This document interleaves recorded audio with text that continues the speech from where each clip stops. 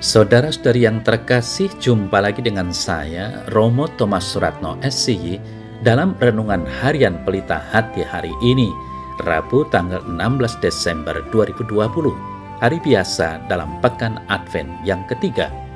Marilah kita bersama-sama mendengar dan merenungkan sabda Tuhan, yakni firman Tuhan yang tersurat dalam Injil Lukas, bab atau pasal 7, ayat 19 sampai dengan ayat 23.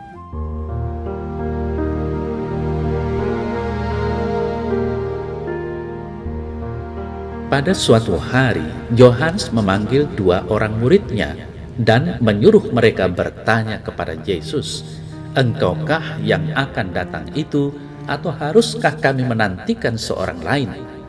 Ketika dua orang itu sampai kepada Yesus, mereka berkata, "Yohanes Pembaptis menyuruh kami bertanya kepadamu, engkaukah yang akan datang itu, atau haruskah kami menantikan seorang lain?"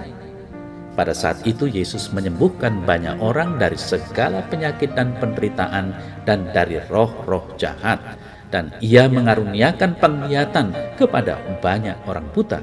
Dan Yesus menjawab mereka, "Pergilah dan katakanlah kepada Yohanes apa yang kamu lihat dan kamu dengar. Orang buta melihat, orang lumpuh berjalan, orang kusta menjadi tahir, orang tuli mendengar, orang mati dibangkitkan, dan kepada orang miskin diberitakan kabar baik. Dan berbahagialah orang yang tidak menjadi kecewa dan menolak Aku."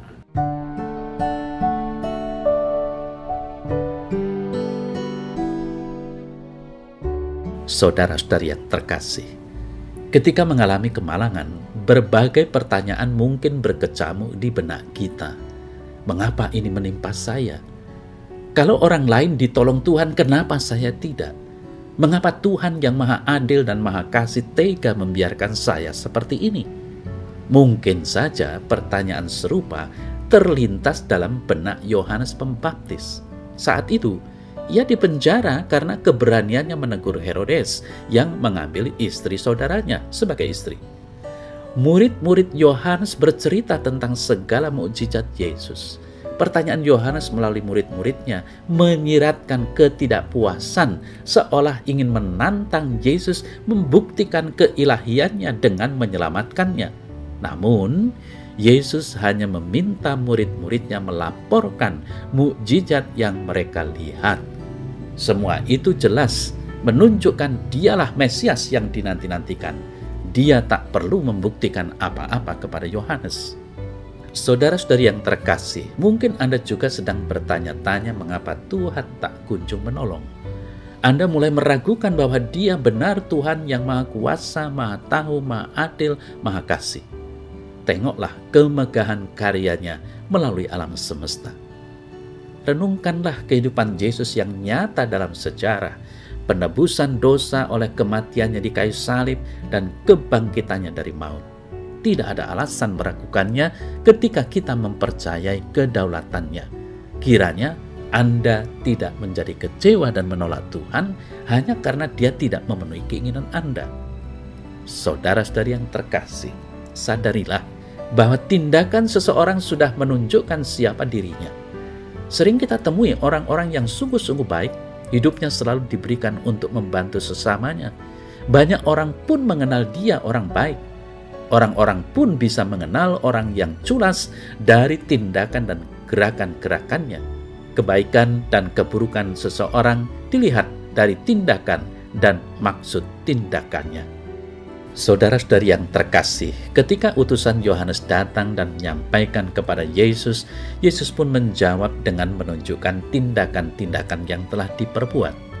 "Pergilah dan katakanlah kepada Yohanes apa yang kamu lihat dan kamu dengar.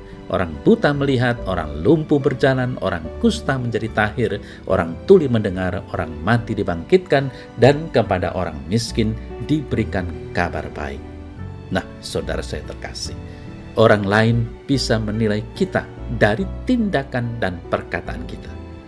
Kita bisa dinilai sebagai orang baik atau jahat. Kesatuan antara kata dan tindakan akan membuat orang gampang menghargai diri kita. Maka, rasanya kita perlu selalu menyatukan kata dan tindakan kita dalam merupa perbuatan-perbuatan baik. Kita hindari sikap culas dalam kehidupan kita ini.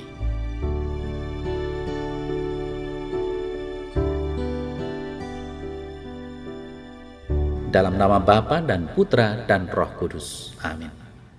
Ya Tuhan Allah, tuntunlah aku selalu dalam mengarungi hidup ini, supaya senantiasa sesuai dengan apa yang Kau inginkan aku lakukan. Aku percaya bahwa Engkaulah Mesias yang dinantikan semua orang. Engkaulah yang akan menyelamatkan aku. Maka kurniakanlah roh kuat kuasa-Mu ke dalam hidupku, dan limpahkanlah rahmat-Mu dalam kata dan tindakanku. Semoga aku selalu menyatukan kata dan tindakanku dalam perbuatan-perbuatan baik, agar aku akhirnya dapat hidup selamat sampai pada kehidupan kekal. Amin. Dalam nama Bapa dan Putra dan Roh Kudus. Amin.